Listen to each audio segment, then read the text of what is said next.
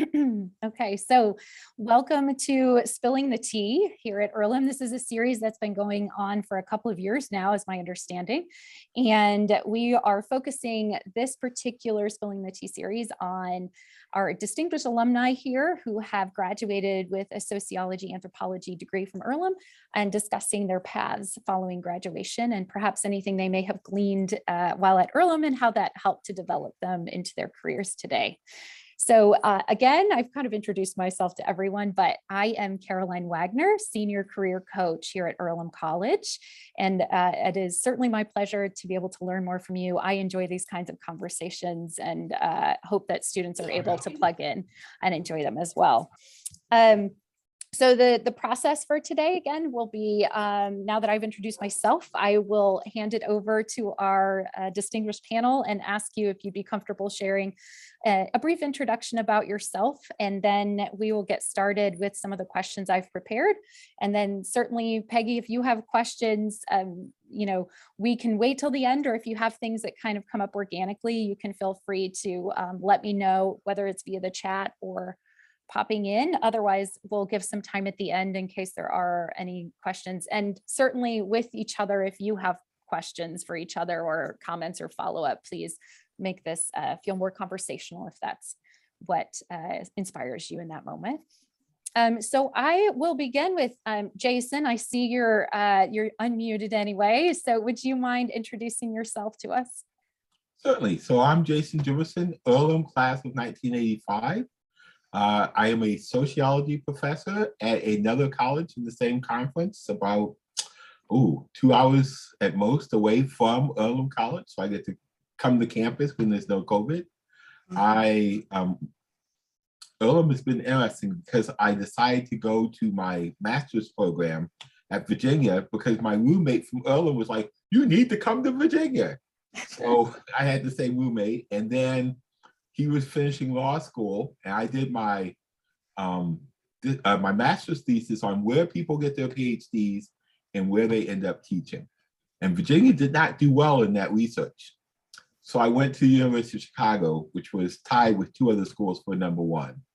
And that's where I got my PhD. And then I got to come back to Indiana and teach at IU for 9 years, did not get tenure, and then ended up teaching at Franklin College, where I did get tenure.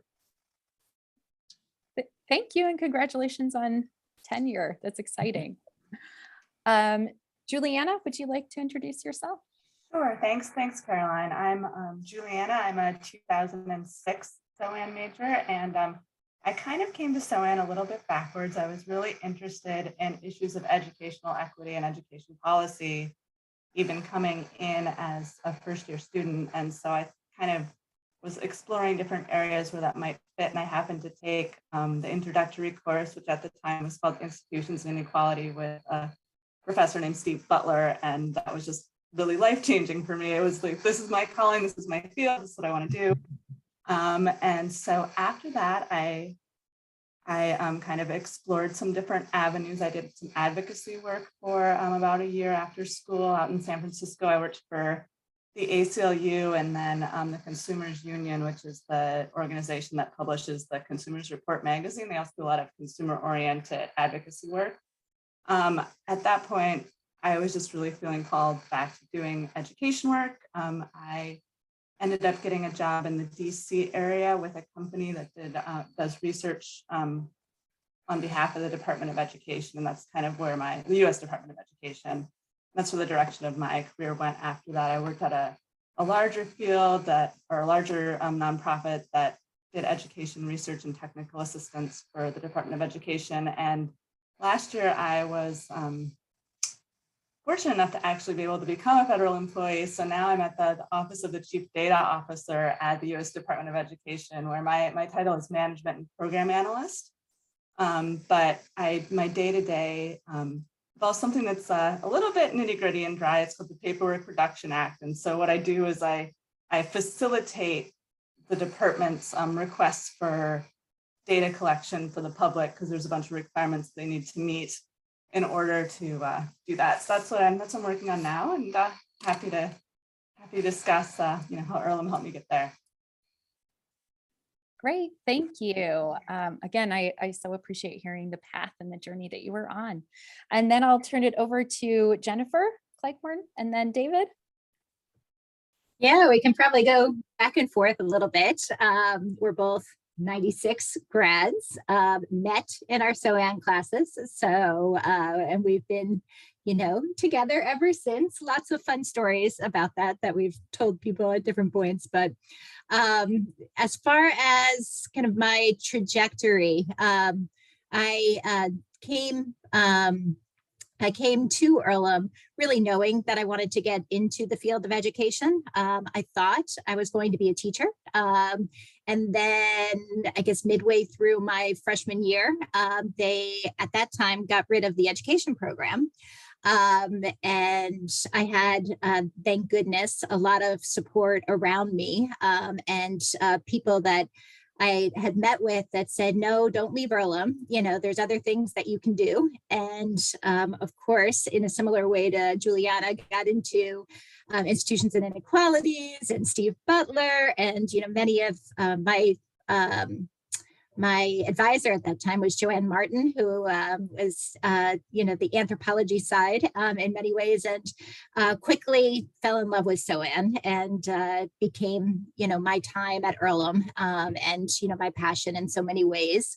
I did immediately get into kind of youth development and education following Earlham. So I worked at the Towson Center actually for my first year after leaving Earlham, and then worked in schools in East Baltimore after that. So really wanted to get myself into, the education environment, working as teacher, working with parents, working with communities, and having that, be my initial foundation. I then went to get my graduate degree at Teachers College at Columbia, which is where Steve Butler went. So he had some influence there in just directing my own path. And then after that worked for the Annenberg Foundation. And that time they were doing an initiative called the Annenberg Challenge, which was to really transform, education in many ways. And following that, went into working with governments, Pennsylvania and New York state departments of education. And now then I worked at nonprofits. And now I just recently, for the last 2 weeks, I'm in a new position. It's called the Senior Director for Strategy and Strategic Initiatives with an organization called the National Public Education Support Fund. Which is a great organization that works across all kinds of philanthropy, government, including the US Department of Education. So Juliana, we might talk at some point, as well as nonprofits and communities around the nation. So it's definitely, SoAn has fully influenced my career, my life trajectory, the things I grapple with every day. So excited to hear from everyone about that too. Thank you. That's you. You're last but not least. Sorry, I'm always much more long-winded than he is. He'll probably be straight to the point. Yeah. Hi. I'm David Cleghorn, class of '96. I remember Earlham was the best school that I got into. It was my reach school, and I was I remember having to figure out how that felt when I met a lot of my friends, and they were like, "Well, this was like my safe school." But I was excited. I had moved around a lot as a kid, but I had never been outside of the East Coast. And so it was sort of an interesting concept to go to Indiana. I did the wilderness program to start, and it was really interesting. And my whole goal when I went to Earlham was I came from a very, very liberal family, social activists, homeless services. But had primarily grown up in non-liberal areas like in the South and in the Mid-Atlantic. And so I was excited to go to a liberal school. I was going to be a PAGS major, Peace and Global Studies, or HDSR. And when I got to Earlham and I came back from wilderness, I kind of quickly realized, not that I'm remotely conservative, but I was not nearly as liberal as I thought I was. or that I thought other people thought I was. So it was a little bit of an adjustment to get used to Earlham my first year. And I don't remember what the first class I had was, but it was with Steve Butler. And I remember really connecting with him, and I asked him to be my advisor after my second, we were on trimesters back then. So after the first trimester, what we called it? Yep. So, you know, I was going to transfer, I was going to leave, and he sort of talked me into sticking around for a second year. And I started taking more SoAn classes. I really spent more time with Steve and Dan Rosenberg than I did with Joanne Martin. Her classes were a little bit too intellectual for me, probably. But I took a bunch with her, and I enjoyed those as well. You know, I graduated Earlham. We you know, you figure out we met each other, and we stayed in Indiana for a year. The dog is saying hello.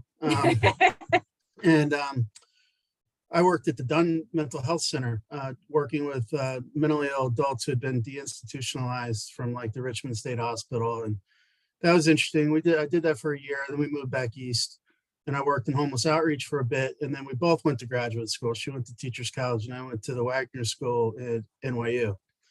I didn't know what I wanted to do, but I knew that I couldn't like make $17,000 a year and, you know, support a family. I didn't want to get an MBA because I was a little bit nervous that I would get sort of seduced by making money. And I didn't want to get an MSW because I didn't want to make $25,000 a year. And so I did public administration. And I met at Wagner, I met another professor that was kind of similar to Steve. And, you know, I connected with him, and he sort of kept me motivated. I graduated, and I couldn't really find work. I kept getting referred to social service organizations that worked with the homeless. I just want to let him know. Yeah. And I didn't want to work with the homeless anymore. And finally, I got a job in Philadelphia working for a nonprofit that was a homeless service provider, but they also did affordable housing development. And I started out working with that organization doing home ownership projects for low and moderate income families in Philadelphia, taking basically vacant city properties and renovating them. And that led to multifamily development. And I went to work for a consultant for a few years and really learned the ropes of the obscure program, which which most affordable housing is built with, which is the low income housing tax credit program. And I've been doing that for about 20 years now. And so about 10 years ago, I took a job at an organization called Help USA, which is known mostly as a homeless service organization. Also, we operate thousands of family transitional and homeless shelter beds in New York City. But we also do permanent, affordable and supportive housing. So what that really means is I build apartment buildings for people that are at or below a certain income level. And we usually set aside anywhere from 20 to 60% of those apartments for people with that are formerly homeless, mental health issues, substance abuse, domestic violence, any number of reasons why somebody might find themselves homeless. And in that role, I've overseen a bunch of developments over the years. And about 4 years ago, I became the chief housing officer. So now I oversee all the development and the property management, which is a nightmare, but is part of the you know, the end of the continuum of care, so to speak, is to get people off the street and into permanent housing. And these days, we operate primarily in what's called a housing first model, which is you take people in any sort of circumstance that they find themselves in and you put them into permanent housing, because permanent housing is the answer to homelessness. So it's hard and it's complicated. It's not overly complicated. I mean, it's complicated.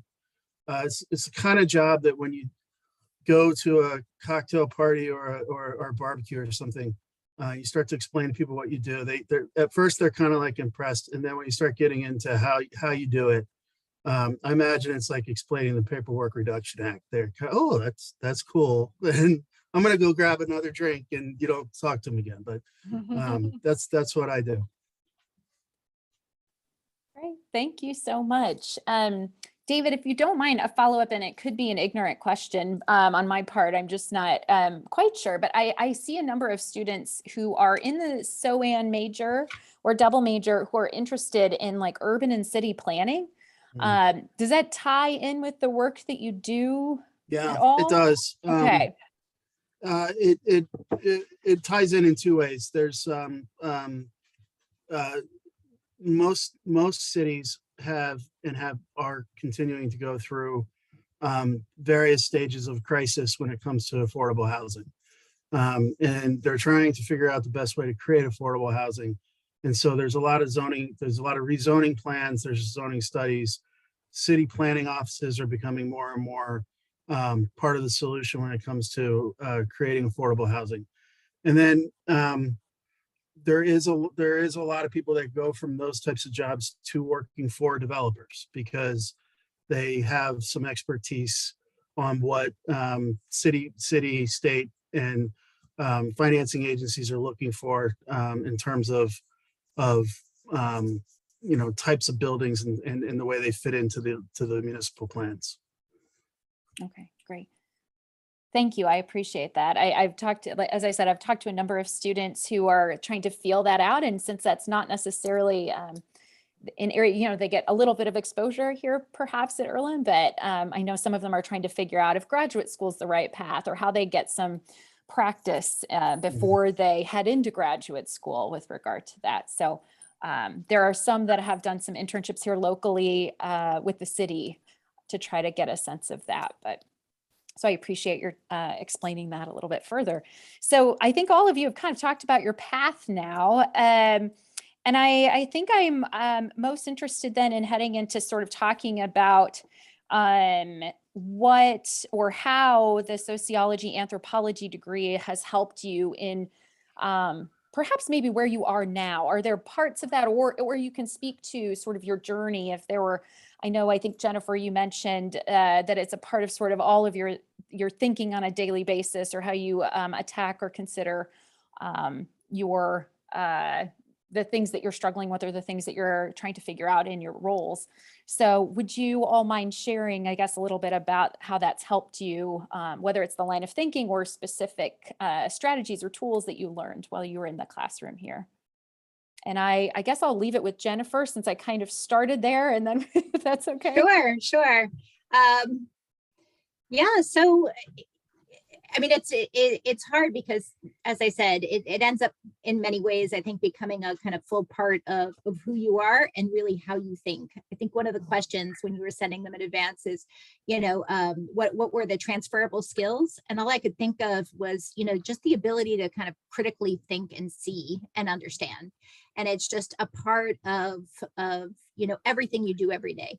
So it can be internal. I was thinking of like, what am I doing? What did I do today in my work? So it can be internal in, I was working with our executive director to help our staff figure out, a couple of staff members in particular, figure out, how to be kind of less technical and more strategic in how they think about their work and what needs to be done. So to get away from the checklists and to kind of get those things done, to rather, how are the things that we're doing every day actually leading to the kind of strategies that we know we need to get to?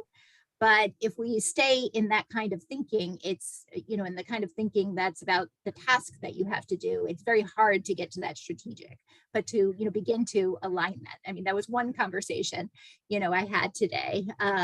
Another conversation I had today was around how you look at strategic communications and how you can utilize, and how we as an organization will be starting to utilize strategic communications in ways to advance not only the work that we do as an organization, but also all of our the partners that we have. So we work directly with philanthropies that are local, that are doing very local work, all the way to national level philanthropies, as well as governments and community organizations. They all have their different objectives and aims of what they're trying to do within education, particularly to get to the kinds of equity that we need to start to be able to start attaining within education overall. But how do we, and how can we as an organization begin to use kind of strategic communication vehicles to support everyone that we work with and all of our partners in kind of an efficient and effective way, so that we can communicate as a collective and not, as individuals. So that just gives a sense of, even today, when I was thinking about, some of the questions that you had. But overall, I was remembering back to a SoAn class. And I think it was with Steve Butler. There was a Merton class. I was very influenced by Joanne too. And of course, we talk about our professors all the time, but this was particularly a Merton class. And I was like, Steve, we've got to get to the place where we start figuring out how to create change. How do we? I need you to start teaching us how to do that. And he looked at me and he kept saying, there's a lot that you need to understand before we can answer that question, And so I'm still, and what we do every day in my own work is work with others to figure out how we're going to create the change that we need, that we need to work towards. One of the things that I learned while I was at Earlham and that I still use is the importance of combating fragmentation. In many ways, we all have different perspectives, which of course very much should be valued, but understanding how to create and foster the dialogue across people to look at and value the diversity that exists, and that diversity is in many ways, and how that can actually lead to the kinds of solutions and what Steve would also talk about. And, I've kind of played with many times is around how to actually create the imagination that you need to move towards that change, right? So that's something that I do every day because I'm working with so many different types of groups and helping them to see and to, stop in many ways operating in their own silo, but rather how to connect to the deeper purpose of what we're trying to work towards. So that's one example. And I guess the other one is, and that I still work with every day, is really how systems operate. How are they actually constructed in the ways that really foster the outcomes that we see every day? It's that kind of phrase that the system is actually perfectly designed to achieve the outcomes that we see today, right? And to understand how that system is designed, you need to understand that in order to be able to shift it and to move it. So that's came from, very much my SoAn work and continues, in the work that I do now. So I'll stop there. I feel like I could have countless examples, but it was fun to think about. Thank you so much. I appreciate that. I'm going to transition maybe to Juliana. Do you want to add anything about that?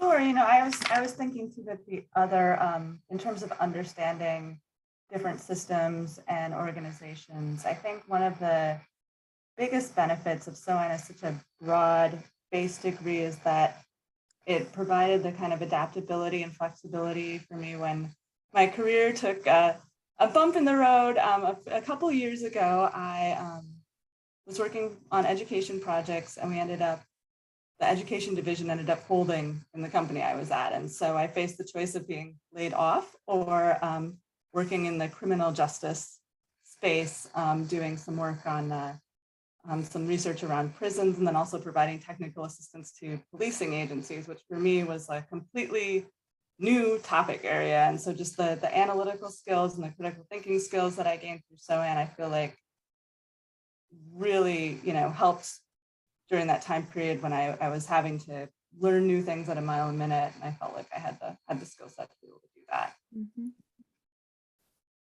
Thank you. Yeah, we have heard a lot of these conversations, or the same kind of skill sets and sort of ideology shared with the current faculty. Nora was a part of our conversation, and she was sharing a lot of the same things, and students were sharing that as well.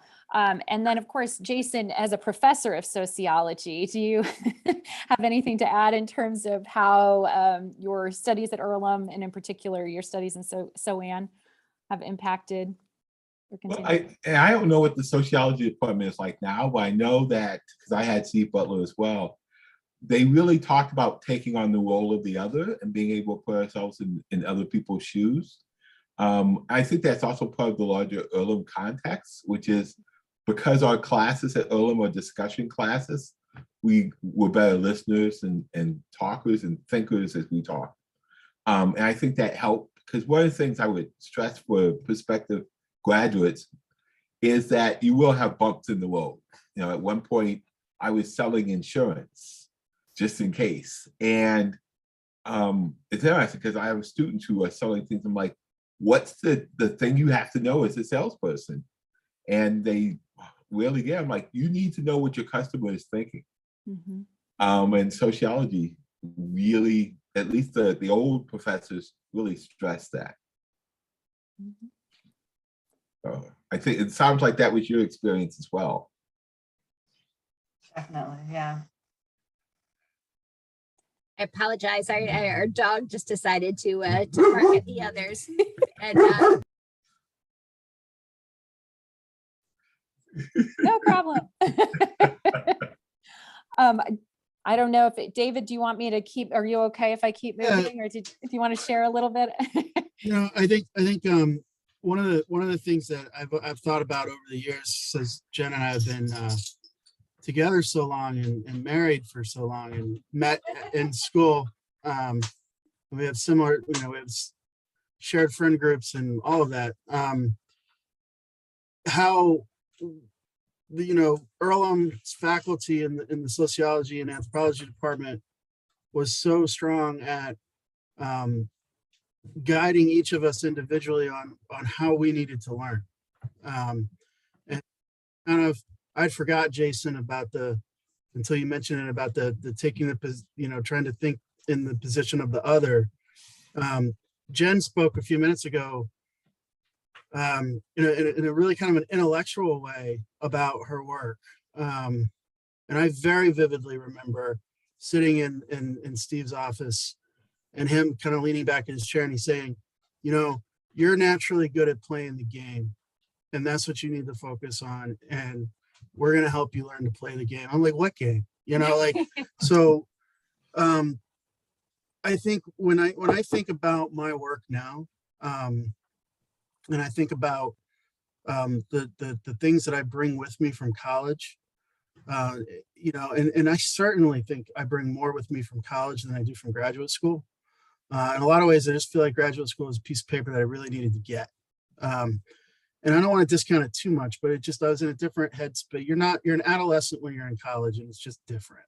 And, you know, to be able to kind of quickly to learn how to identify systems that are in play around you at the moment that you're in those systems, being able to figure out who's got the power in this room, who thinks they have the power in this room, and kind of, you know, that whole sort of social deviance, that kind of theology or not theology, but ideology or you know,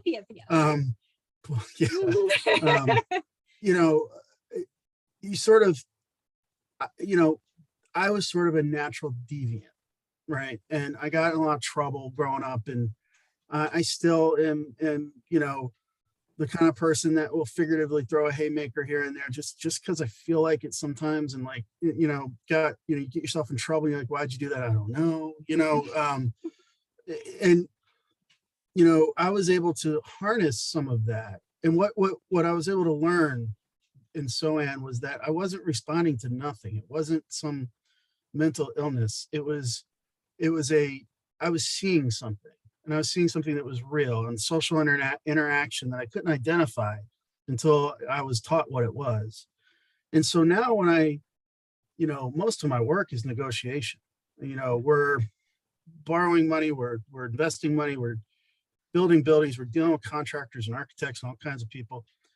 And I'm pretty good at that, partly because I am able to recognize what the game is when I walk into that room and who has the cards and who doesn't have the cards.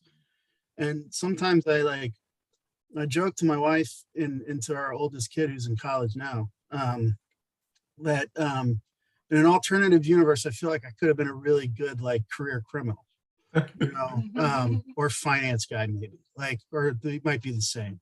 But I was able to sort of learn how to take what I was passionate about, what I cared about, and be able to make a career out of it by using some of the things that had kind of gotten me in trouble growing up, for something better. And I don't know who will end up seeing this that's in school now, but I guarantee you there's a couple of them that feel the same way.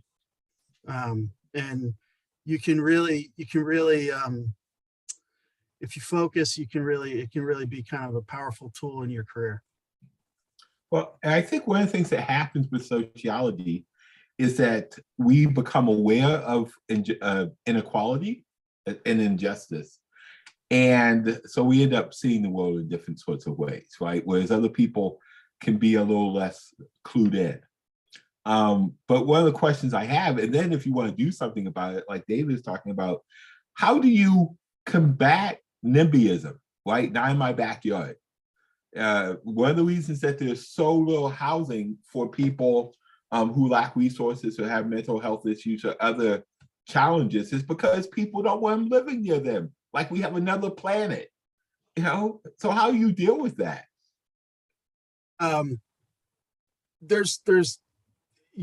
Most often you actually can get through it through conversation with people, with meeting with community groups, whether it's a community board or a local, community development corporation. And you show numbers and you sort of use, rational thought. Like, here's what 60% of the area median income is in this neighborhood. And you're talking to somebody that makes less money than that. And so when you're talking about we're bringing affordable housing into your neighborhood, your kid can live in this building. You can live in this building. Now, you don't say that out loud because that embarrasses people, but you make it kind of clear. Mm-hmm. And then you also have to be really engaged with the local political powers that be and figure out a way for them to be able to support your project in a way that they can take the credit for it. I mean, that's really, kind of what it's about. And, we've never had a project not go forward because of local opposition. Although one project I worked on, which was for homeless veterans on a VA medical campus in Maryland, took almost 10 years to get done.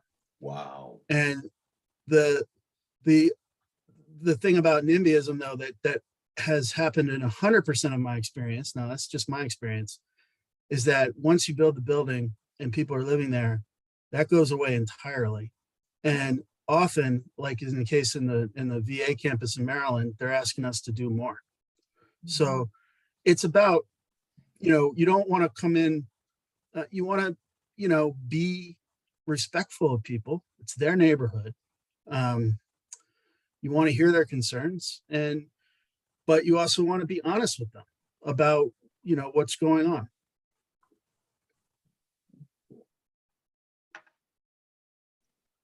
Thank you. That's really cool. So it's interesting to see this group of people. I think I said at Virginia, people who got PhDs from there, masters from there, did not go into academia as professors. The dream job was to work for the Department of Education. Really? And in fact, there were a number of Chicago graduates who would go there. Jim Coleman, who was a big sociologist of education, had like a pipeline. And so that he was sending people to Washington. And that was the dream, was to, because you felt like you were making I mean, I'm going to ask you a question here, but it seems like people who work in the Department of Education really enjoy working in the Department of Education. And these were people using this, so they were often doing stuff related to you. Why do people want to work in the Department of Education? I finally get to ask this question. Sure.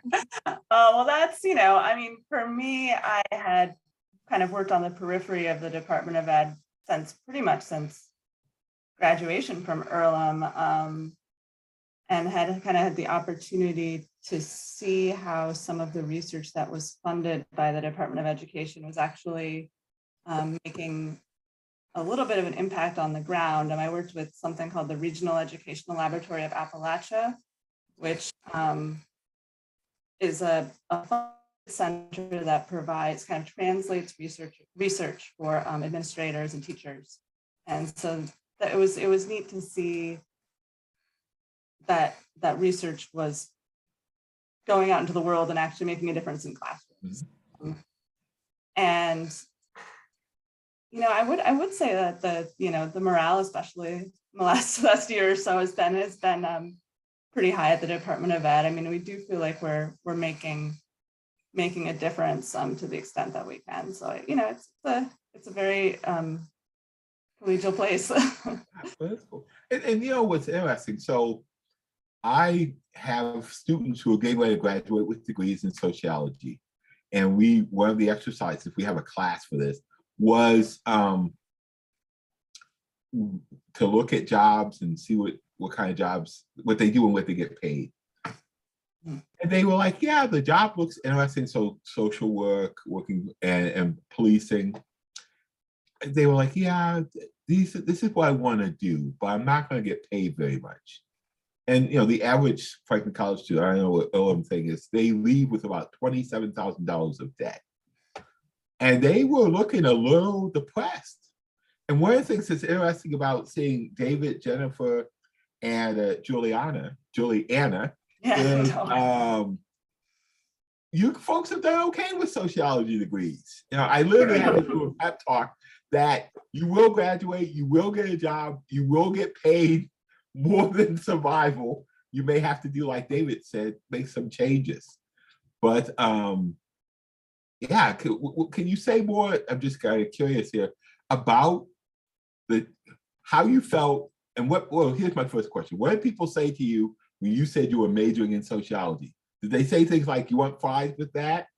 And then, how did you deal with the challenges of making a living with a sociology degree? Because there's no job posting for sociologists, at least with a BA or BS. I had to tell everybody it wasn't psychiatry. Yeah. My grandmother would say, analyze me. I was like, I don't do individuals, I do groups. I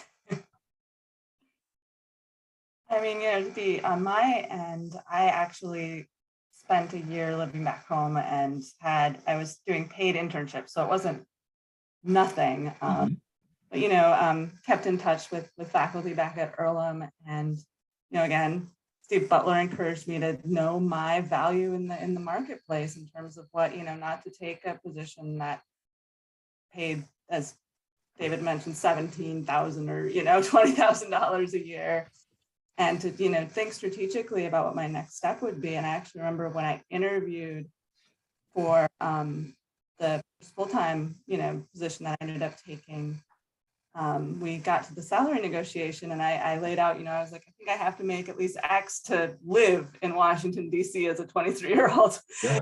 And the person said, oh, well, we were actually planning on paying you $9,000 more than that. I was like, so,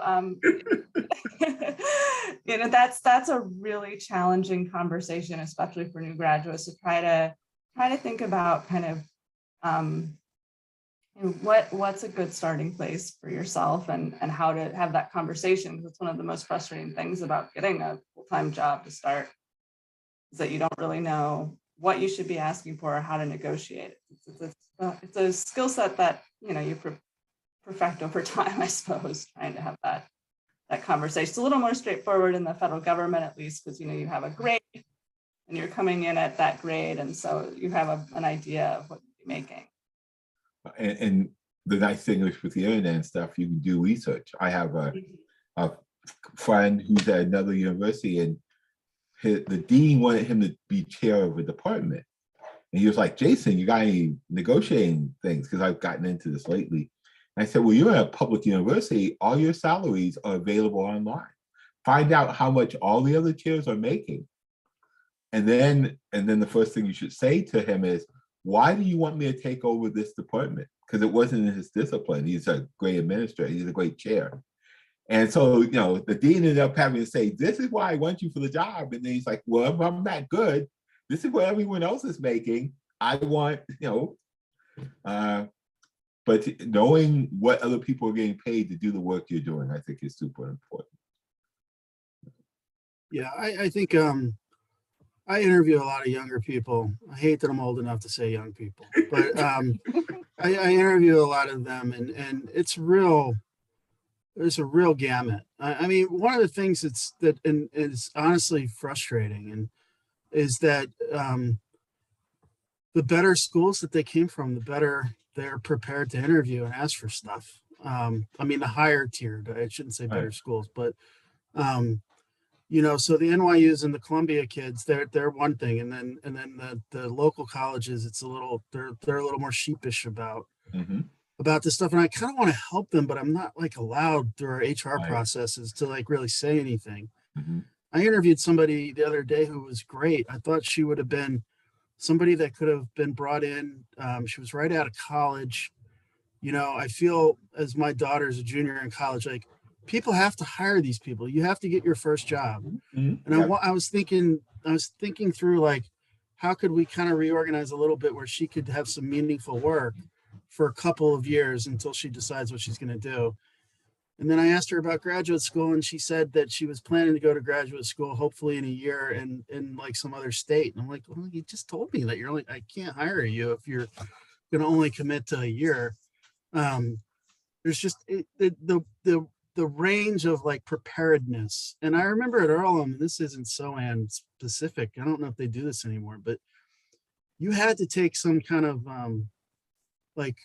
resume writing and interview prep sort of thing before you could graduate. It wasn't for credit or anything. Do you remember this? And they did everything. They even taught you how to fold the paper. But I actually found that helpful because negotiating stuff is never comfortable. I mean, I have to negotiate my salary every couple of years, and it's not comfortable. And my boss is kind of my friend. So it's hard for anybody. Yeah. I was thinking, yes, I think we always had to, define what sociology and anthropology were. But I think one of the ways that I always connected that is really, and throughout my career, is really what Earlham was about, which was this kind of very strong focus on equity, and really that being kind of the heart and soul of the mission of what we're trying to achieve. And that's still something he was talking about hiring, young people and people that are just coming out of college. And I recently, over the last few weeks, went through a hiring process too.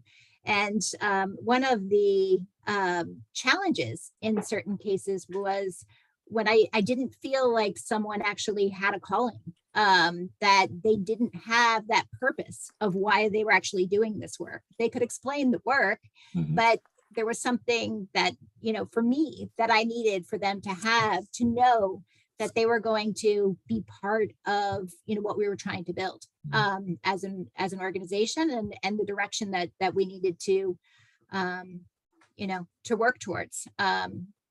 As a society, as we look at, our own kind of democracy. And I mean, of course, many of the challenges we're facing every day, that you need to have that purpose that's guiding you. So in so many ways, I think sociology and anthropology, of course, but Earlham as a whole really instilled that during my time there, not only within me, but I think everyone that I knew.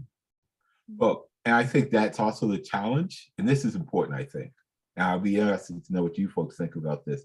You mentioned how Earlham teaches us to kind of focus on equity, not just as a sociology major, but I think when you get out into the rest of the world, so few other colleges are turning out students that focus on equity that you often are the weird person in the room, right? That's great. I love that. You can also feel strange and alienated too.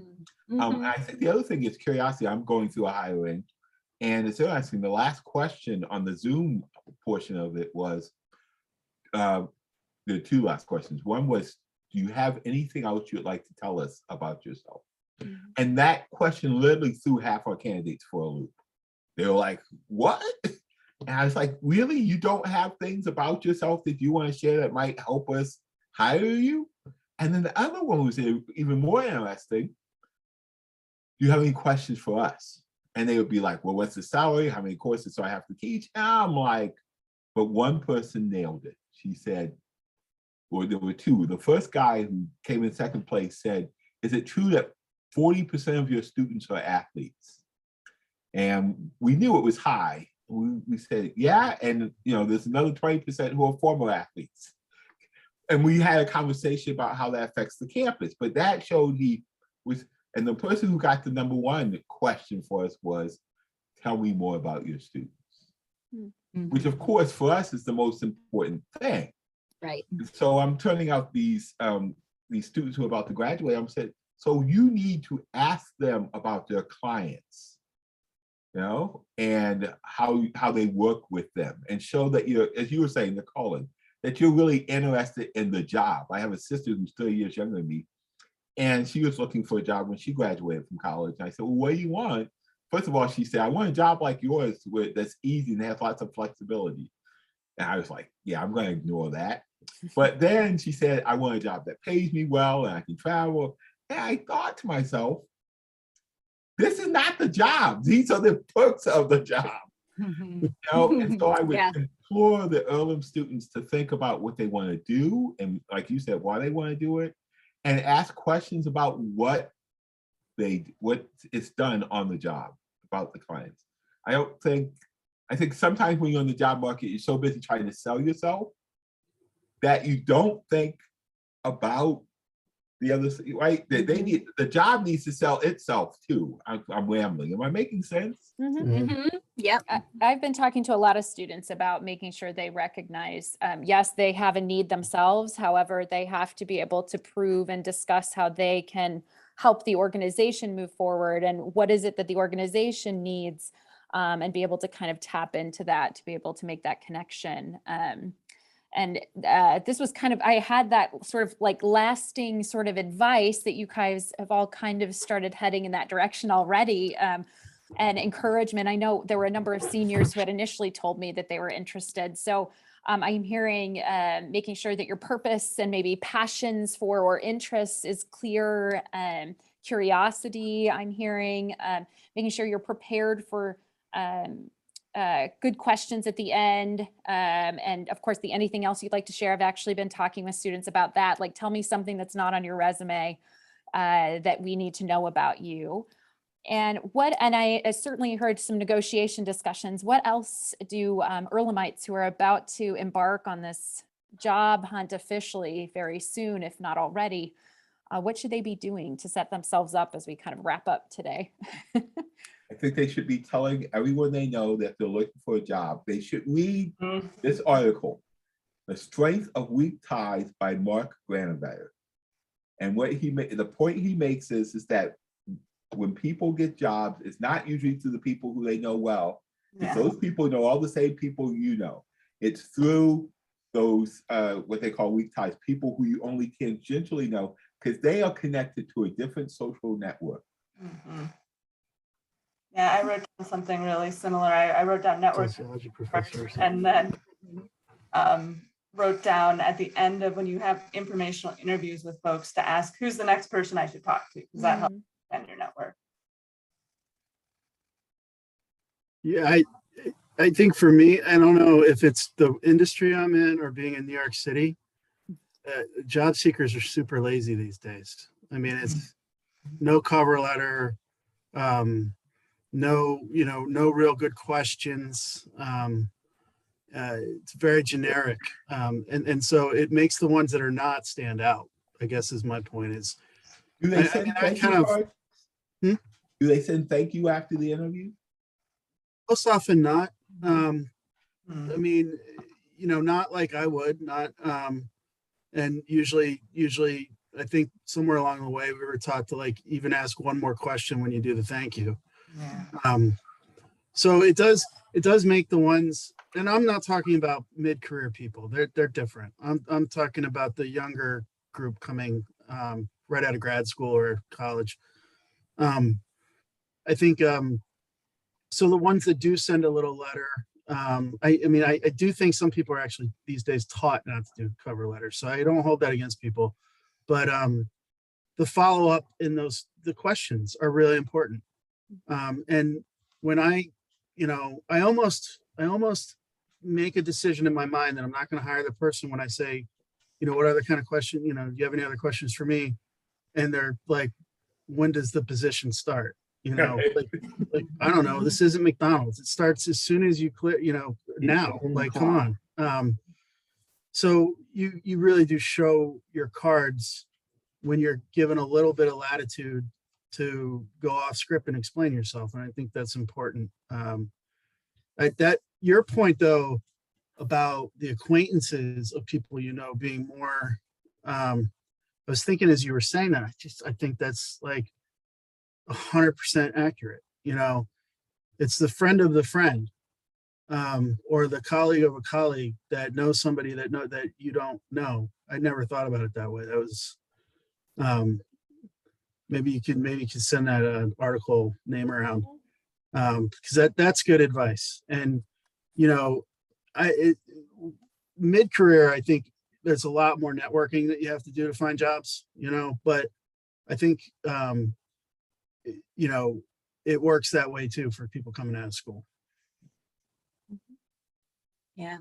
I mean, I don't know if I have a whole lot to add. I agree with everything that's been said. I think the importance of relationships is what's kind of holding closest to me right now, is that, even when you kind of start your first job and it may not be exactly what you were thinking of going into, to recognize and not only kind of build the relationships that you can connect with through that job, but also relationships in other ways that can get you closer to the job that you really want. And continuously figure out how to get connected. And in that way too, you often figure out, is this something, I'm thinking that this is my direction, but maybe it's, you get the opportunity to spend some time, through those relationships and figure out if that's your direction. If not, they're often the ones that can point you in other directions. And that's the way that you often get access to those friends of a friend, is just to keep talking and keep connecting with others, and know that that you just need to keep pursuing. There's going to be something around another corner that will kind of lead you to the direction that you want to get to. You just have to keep exploring those. And sometimes you can redefine your job too. So, I've got tenure. I now teach different things I taught when I started. But the other thing I would say is, Earlham costs a lot of money. You paid for Earlham support services. Just because you graduate doesn't mean you can't come back and say, hey, do you know anyone? And you work in the career services. You could refer a student to one of us, and we would say, I have students who work in various places, who hire people, who work in, most of the probation departments in Central Indiana have a student of mine. I have contacts in corrections. I have friends. I now know Juliana, who's in DC, but my roommate is a lawyer in DC. So one of the things that I found is that people, especially when you say you're an Earlhamite, or you say wherever your school you're from, and everyone talked about C. Butler. When I was deciding on graduate schools, I called Steve and had a conversation with him about which one. And I talked to Steve probably once a month, even now. I've been out of school for 35 years. And I encourage my students to call us back, and we have some interesting resources. Peggy's been amazingly quiet, but her job is actually as a professional career coach. Oh, So you two should talk. at yeah, some point. absolutely. But yeah, there's just so many resources because we have so many alumni. I think sometimes when you graduate, you feel like you're on your own. And this generation, I have two kids. I have one who just graduated from college and is literally doing nothing because he thinks he has to have the perfect job. And the other one is doing as much stuff as she can. She's a junior in college. But and of course I teach all these students, and they often won't go. You'll give them names of references and they won't contact them because they're like, I want to do it on my own. Like they have this. Has that been your experience, Caroline? Not as much. I think they are hesitant. They're nervous about how to make that connection, that they're somehow asking too much to have a conversation. And so I do a lot of like coaching up and talking about, I'll look at the communication, I'll help you with this, and especially with things like ecconnect, where I'm like, well, alumni are in there for a reason. They want to connect. So just trying to keep plugging away and helping them with that. But it's 7:05 now, so I want to make sure I'm being cognizant of your time tonight. I apologize, Peggy, did you have any questions for the group before we close out and let everyone enjoy their Friday evening? No, I mean, I resonate with everything everybody says. I'm retired from higher ed, so in the career field. So, Great. yeah. So, but I have a private practice, but also I'm doing career coaching for a coding school called Flatiron, which has a very robust required career steps. So it's mostly enlightening, although sometimes you still have to drag the students into it. But in Texas, we say 80 to 90% of people get jobs through a network.